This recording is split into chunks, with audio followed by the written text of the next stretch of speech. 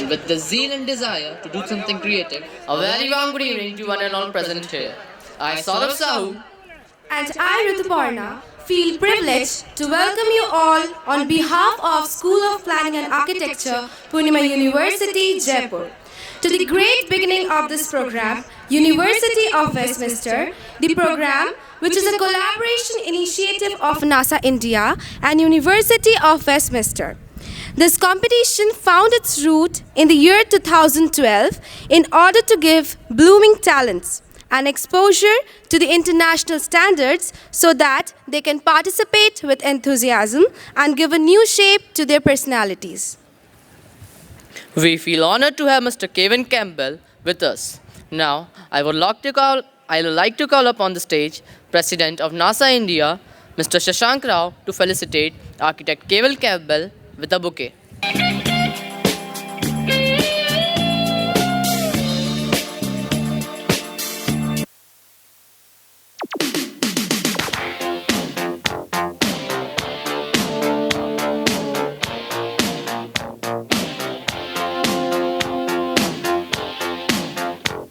Hello. Sir Kelvin Campbell, who is a visionary of Massive Small Compendium, chairman, and a founder of Smart Urbanism. He was also the founder of Urban Initiative, an internationally recognized urban design practice based on London. He has also written government policies of urban design and published numerous books and articles on the subject. Regularly speaks at conferences and has advised a number of cities on design matters. In 2013, he received the Lifetime Achievement Award at the National Urban Design Awards for the contribution to the profession and was later awarded the 1851 Royal Commission Fellowship in the Built Environment. I feel honored to request Sir Kelvin Campbell to come on the dais and share his edifying experience with us. Thank you very much, and particularly thank you for inviting me here. This is my third time in Jaipur, and I've got a long-held association with the city, and I'll tell you a bit about it. I wonder if you liked my warm-up act. I thought he's going to go somewhere, this guy, you know. So anyway, it's good to follow someone like that, and good to be followed later. The technology.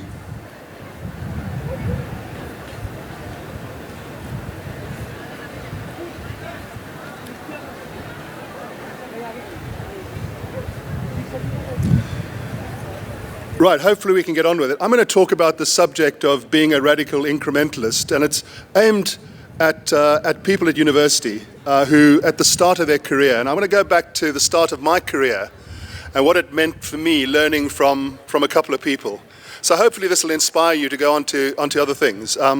It's also the second year we've had an association through Massive Small with University of Westminster on sponsoring the competition. And I work very closely with Darshana, who worked with me for about 2.5 years, and we've collaborated on a couple of projects since then. So thank you very much, Darshana, for inviting me. I appreciate it. I think the concept of thinking upside down is something which is quite important. It's something we fail to do because we think in such a linear fashion about how we do things, particularly around design. So I'll talk about this from the perspective of urban design, but also how it might impact you and your career in the future. What I see all the time is this concept of same old thinking with same old results. And in many ways, we kind of think that if we continue doing what we do, we'll get different outcomes. But it's never like that. There's always sort of unintended consequences of some of the work we do. So we set out this work on Massive Small by writing a declaration, a 10-point manifesto, which really talked about our broad understanding of how we need to move forward if we're going to change this thinking and change some of the systems we use to design our cities. And we got 50 of the top people in the world to sign up to it. People like John Turner, Christopher Alexander, Nabil Hamdi, John Habrakan, Aminshu Parikh, who'd been involved in a number of slum upgrading programs in India, to sign up to it. And it's the first time we had this group of people on the same page, and this gave us an agenda of how we could move forward. We then went on and produced a number of books, starting with Urbanism, which was a challenge to the way in which we were thinking about urbanism in the UK. and then massive small, which set the scene for how we move forward, and then finally the radical incrementalist, which is 12 stories about different places. One story is about Himanshu Parikh and his work in Delhi on slum upgrading, and we attached to that the winning competition from last year, so that's covered in the book. We're also working on a book called The Invisible Chassis, which is ideas, tools and tactics to build urban neighborhoods. So let me take you through some of the thinking and some of the work that we've been doing recently that might be of relevance. We built a smart urbanism platform on LinkedIn, which is about 22,000 members. So if anyone wants to join, go on LinkedIn. And we also have a group called Massive Small, which is a collective of different people working together. It also does education programs, accelerator programs, and publications as well, as I mentioned earlier. But I think going back to my 4th year of architecture, I was lucky enough to win a scholarship to go and study informal settlements in Peru, in Lima. And I arrived at a time when we still had black and white photographs. I worked on a scheme called Previ, which was an international design competition where they got some of the top architects in the world to work together around housing typologies. Spent an enormous amount of money on it. And I was actually lucky to work on Charles Correa's scheme, which is a series of row houses. So that was my first link to India. My second link came when I saw B.V. Doshi's work, particularly on the expansion of Jaipur. And I was fascinated with some of the principles he was talking about because he'd worked with Korb on Chandigarh. And it was interesting how that translated later into other work. But when I was in Lima, something fascinating happened. There was an informal settlement of 10,000 people who squatted over one weekend. And they set up a place like that, and that's what it looks like today. So somewhere along the line, there was a DNA of some form of urban structure that was put in place that translated those shacks into a real piece of town. This is Villa El Salvador, which is now equal in size to Lima, and it's become incorporated in the city of Lima. And this is what the Previ scheme looks like today after millions of pounds being spent on it. And below are some of the streets that you see in parts of Los Olivios, which is part of Villa El Salvador. So there's something quite interesting about a highly top-down approach that really didn't deliver many results, and a bottom-up approach that delivered, okay, you might argue is not great urbanism, but actually achieved change quite radically over time. So I think for me this thing is, what is the nature of that hidden order we need to put in place when we start developing our towns and cities? And somewhere along the line we worked out what it was. This is a shot of Delhi, which is classically about a structure and a pattern, which we never kind of talk about as architects. What gives rise to the structure of settlements and what gives rise to the way in which buildings form as a result of this? And the one that fascinated probably the most when I started looking at Doshi's work on the expansion of Jaipur was the old historic city, the Pink City. What gave an understanding of what that structure was, the 800-meter grid? And Doshi spoke about it a lot in his work, and he really brought it down to the concept of the nine grid squares. So it was a very simple tool, a simple hidden structure that you don't really appreciate when you look at a place, but sitting in there is something that historically had been developed as the right solution to solving our towns and cities. And so as part of my dissertation in urban design, I looked at 3 cities. I looked at Lachin's plan for Delhi. I looked at Chandigarh because I was always fascinated with the Corbusier, because I remember building a model of the assembly halls years ago when I was a student. But also, in particular, expansion of Jaipur and what we might learn from it. And I think what I came more fascinated with was the historic city, in some ways, what it actually did in terms of urban structure, and what it delivers today in terms of how this place evolved into what it was, or what it is today. So let me just talk about the small print and what I'm talking about tonight. I'm not talking about getting rid of government. A lot of people would think this might be a neoliberal kind of view on government get out the way, but it's not.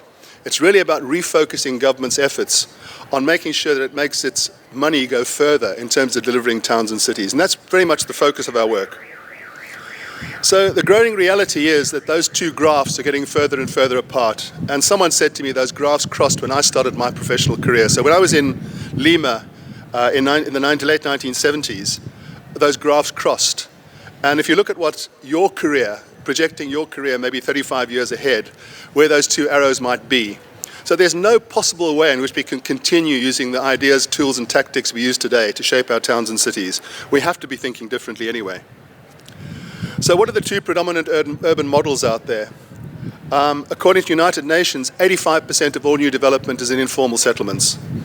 Only 15 in what's called a real estate, the typical real estate model. And they're the only two models that exist out there at the moment. So clearly understanding where we need to go in terms of our thinking as professionals is quite important. There's a housing crisis worldwide, and even in London, Darshan and I worked on a project in Southall in West London, which had to do with the housing crisis creating beds and sheds. And it's fascinating, even in a rich part of London, we're seeing informality as being part of a norm now. So as I mentioned before, our role was always to say, what do we tell government? How do we tell government how they change policy to try and make us much more effective in our planning and design of towns and cities? So Darwin said this: it's not the strongest species that survive, nor the most intelligent, but the ones most responsive to change. Yet everything we seem to do today is kind of unresponsive. We find it very difficult to make places change as a result of the actions we've taken previously. Leopold Kohr said, whenever something is wrong, something is too big. In fact, he says the problem is bigness itself. So you'll see a recurring theme tonight about trying to find the antidote to a bigness model. And bigness means the big developer, the single big contractor, the single big vision that effectively holds our towns and cities to ransom. And in fact, T-Rex told us this quite well. Giantism is the first sign of failure. So what you're seeing is models in the UK now where most of our food is delivered through 5 major food stores. Most of our banking system is through 5 major banks. Most of our housing contractors is through 5 major housing contractors. So this interesting idea of how bigness has finally crept into a system that has almost created this situation where they're too big to fail. And that's effectively what happened in the last downturn, is our banks never failed, and our housing developers never failed because they were in alliance with one another. So I'm concerned about how do we take this concept of massive small that we talk about, which is harnessing the collective power of many small ideas and actions to make a big difference. So the distributed power of what we used to do to build our towns and cities, how do we get back to understanding how we can do that again in a new and better way? And how do we scale up small change? Because quite often those small change projects are great ideas, but they don't move beyond being great ideas, because generally our top-down systems frustrate it happening. So we've been working on a series of initiatives in different places, putting forward ideas, putting forward solutions to mayors or to governments and how they might look at an alternative approach. And I picked up this article in Time magazine, June 2014, which said, "Eat butter." And for years we were told not to eat butter. Now we're told to eat butter. And it just gives us a clue about how we don't understand the complexity of life. We don't understand the complexity of the human body, so we use very narrow reductionist techniques like statistics to determine how we move forward. And we're equally guilty of doing that when we design our towns and cities. Okay? We tend to rely on very, very static things rather than really understanding the concept that the city, like the human body, is a complex adaptive system, which is unpredictable, but is also incredibly vital at moving forward. So for me, the biggest sin that we have in terms of our profession is reductionism. The way we take things apart and we lose sight of what it is. And what always tends to happen is unintended consequences of our actions. Jonathan Ive, who probably designed most of the decent things in terms of products recently, said design is a word that's come to mean so much, but it's also a word that's come to mean nothing. So it's interesting, when we wrote the government policy on design and the planning system, even despite all the work we've been doing, the question still is, what does design actually mean? What is it? Is it this the concept that we see quite often, design and conquer? We're going to kick your ass because it happens to be the best scheme around? Or is it much more about an evolutionary process where design is something that's effectively used to creatively develop places over time so they get better and better? So we are focusing a lot on the whole question of emergence and what emergent solutions actually mean, and effectively seeing how we can evolve places over time so that they do different things. And what are the preconditions you need to put in place for this place to mutate in different ways? You cannot design complexity, but you can organize it. So for us, it's that movement away from this idea of social utopia as the way in which we've designed our towns and cities towards a much more evolutionary type processes. And I'll take you through that sort of thinking. We also have done a lot of research in how other disciplines, whether it's around the spread of disease or it's around mathematics or social sciences, are looking at dealing with the complexities of their own particular problems. And it's something that we don't talk about often enough in our profession. We're still relying on that old thinking. So we've taken some of this thinking and tried to translate it into a series of models that we might be able to take forward. So what are the qualities of complex systems? They must be scalable, they must be replicable, they must be interchangeable. And that gives us a clue about how we might approach design and architecture. And generally it's done through typology. Typology has always been the models we've kind of used in terms of the way in which we've built our towns and cities. So that shot I showed you of Jaipur was a typological solution to solving the problems of that particular time. Or what we call the invisible chassis, that underground or that hidden order that gives structure to places. The easiest way I explain is if you look at what happened in terms of the development of, say, the iPod. It didn't start with Apple designing an iPod. It started with an industry standard called MP3, okay, which provided an industry standard or a platform that we could use to expand our thinking. And we need a similar one. I call this the popular home platform or the popular home standard in some ways, in which we might start at least at some level where we can trigger innovation in a far better way. A lot of the work we talk about is about building urban society. So it's this concept of people and place coming together.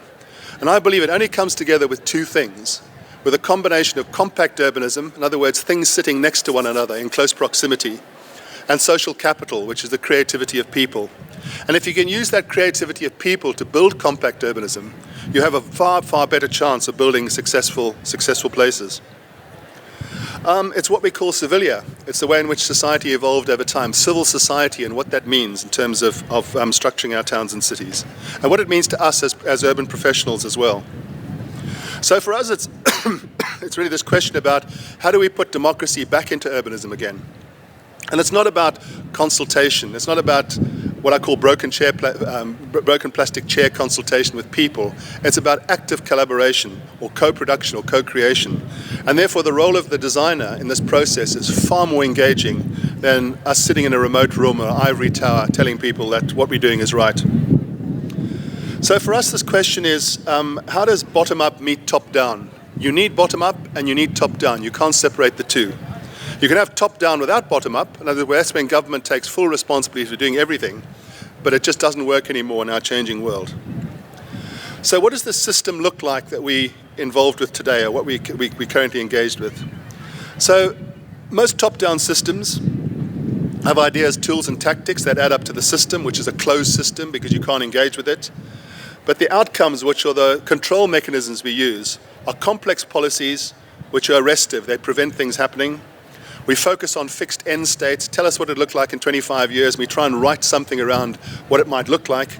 And then command and control. We command through policy and we control that policy, which is restrictive. And that leads to the outcome of bigness as well. So we've contributed through the way in which we do things to the concept of bigness. And the outcomes you can see today, where we treat housing as housing numbers, and all this does is make the poor poorer. When we talk about sustainable development, and it's the most unsustainable form of urban development, when we say, let's get the best designers, this is the Olympic Village in London, we get the best designers, and you get there, it's an absolutely soulless place, which is socially diverse. It doesn't have any qualities of social diversity. So this idea of design alone won't solve the problem. Or if you fall back on those old things, as long as it's dense, it'll be okay. We hosted 20 Chinese mayors recently who said, we built this, but there's no urban life. What did we do wrong? It's a bit late, but it's interesting how people saw this idea, the concept of density alone will create urban life.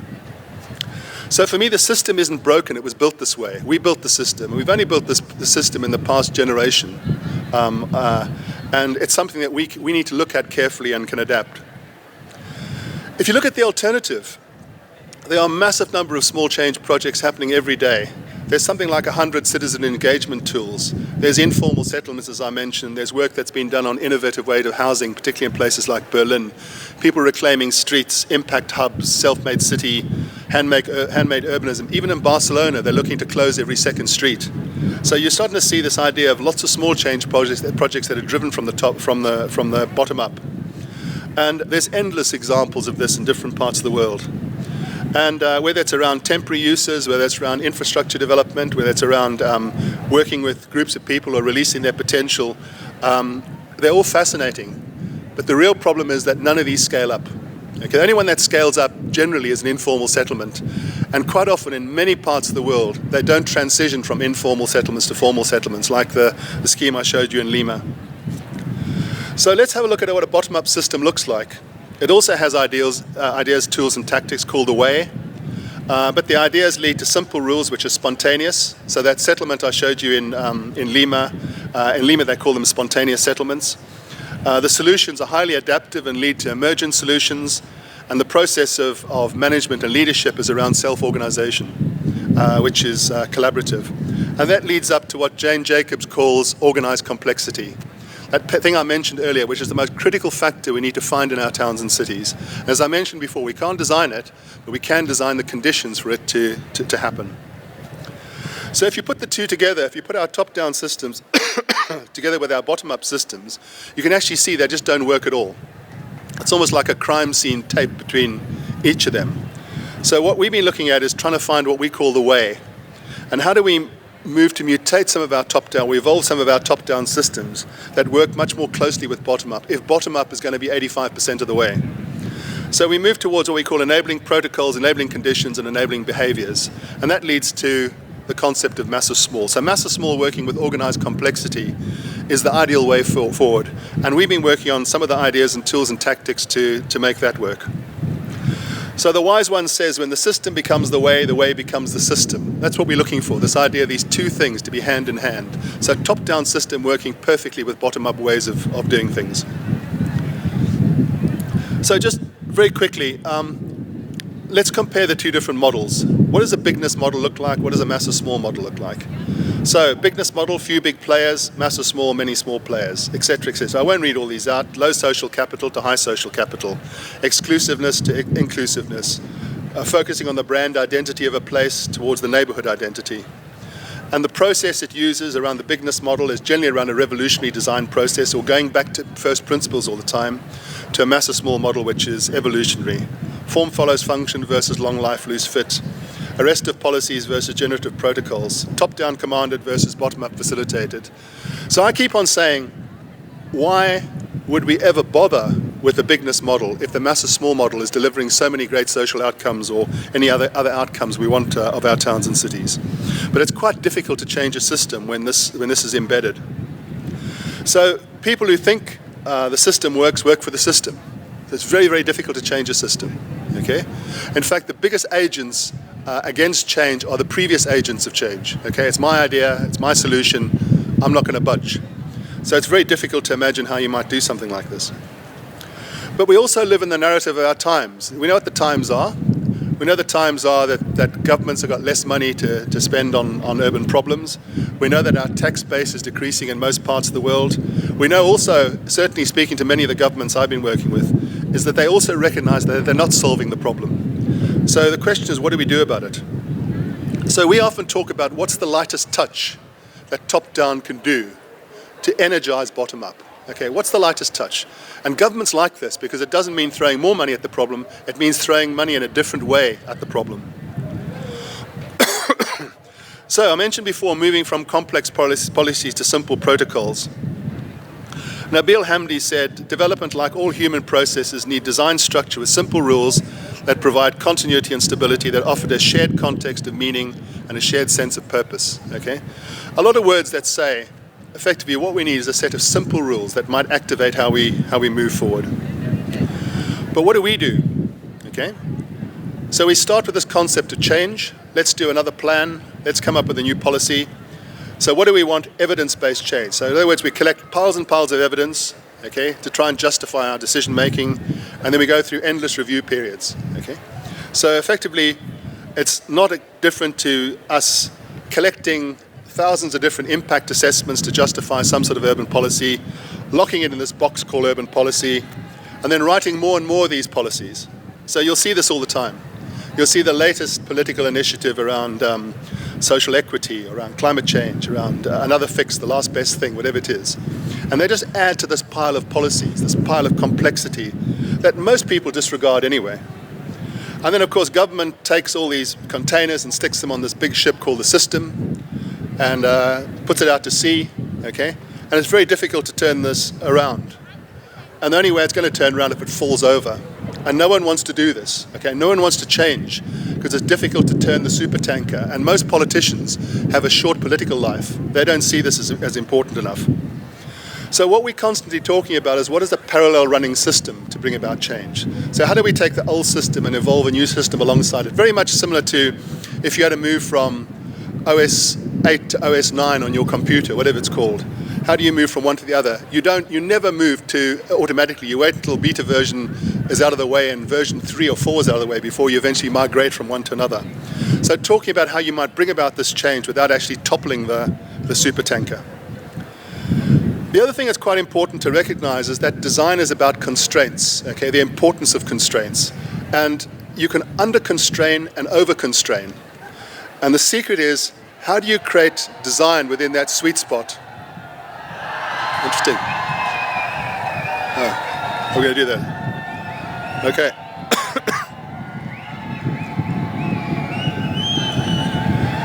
So, three of the things we need around protocols are openness, responsiveness, and collaborative environments. Those three things are crucial. The final one is, how do we move from fixed end states? Is this a competition? No. Anyway. To initial conditions. And for a lot of you out there, it's quite interesting to go back and reread the work of John Habraken in terms of what he's been doing in terms of these different levels of different platforms. So we developed a similar sort of structured approach to how we might do this. So what we want is networks that are open and adaptive, and that effectively means for me a combination of city-like grids. It also means us defining clear boundaries, which are regular as well. So a lot of the work we've been doing is around what's the nature of subdivision? How did someone subdivide something in a particular way that achieved some of the outcomes? So we've been working around the universal lot that gives you a range of different subdivisions. And in time, that block can find different ways of developing. And you can put these blocks together and scale them up, and scale them up, and scale them up, like bricks, until you start having a neighborhood, okay? And that's not dissimilar to what Corb did. It's part of Chandigarh. You can see elements of it. It's just the nature of what the road system is that's changed that particular diagram. We need platforms which initiate and accelerate. And we know the challenge. How do you effectively translate this from something that evolves into a proper piece of town when it's quite difficult to achieve? So we've been working on a series of things called the accelerator site with a party wall. And it's interesting, my old professor said to me, go to where you want to go to and then rub it out until you can't rub out anything anymore. And I can't rub out anything more than this, okay? Which is the definition of boundary between one thing and another. And the party wall could be done as part of that platform idea, which could form early occupation of the site, urbanity emerges, and the place has a chance, it has a trigger to effectively mutate into something over time. The next thing is around defaults, which is creating structured choices, which generally means typology once again, okay? And how you turn that typology into guidance is quite important, so that people can respond to it and take those structured choices on quite easily. And then the final condition we need to create is the catalysts, which are the social catalysts, which engage and inspire communities. This is the software that supports the hardware. And the real thing is the operating system that makes it work, which is the way we all work. So it's about building community, fostering this concept of small actions by lots of people to bring about the big change. So the last element I looked at was command and control to enabling. And Marcus Aurelius says we need to move away from focusing on the past. The past is spent and gone. I quite often say if you look through the rear view mirror, all you see is dust. Yet we constantly rely on looking backwards to try and inform how we move forwards. But he's also saying the future is uncertain. So the question is, how do we manage in the present? And it's quite interesting sitting in front of a stage like this about how we start talking about the nature of managing a system.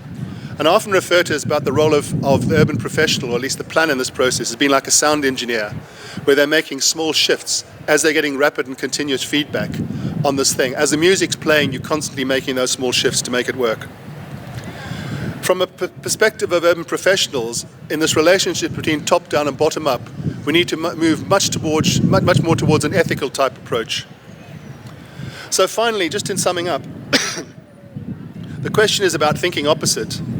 And Indira Gandhi made this fantastic statement about radical incrementalism.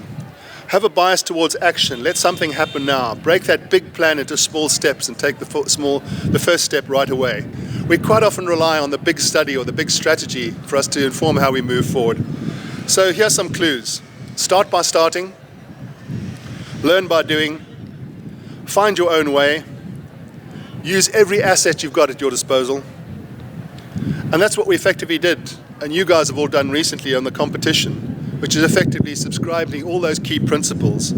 And once you've got it to work, share it, build your own common platform and share that with others.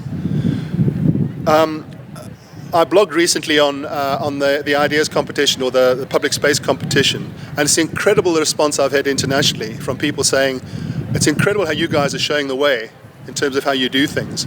A lot of other people want to try and do it as well. So, I mean, thanks to Darshana's early efforts, this is translating to something which is far, far bigger than she ever imagined as well. So, for me, it's this Viva la Evolution. That's the way we need to be thinking. So I'll stop there and thank you very much.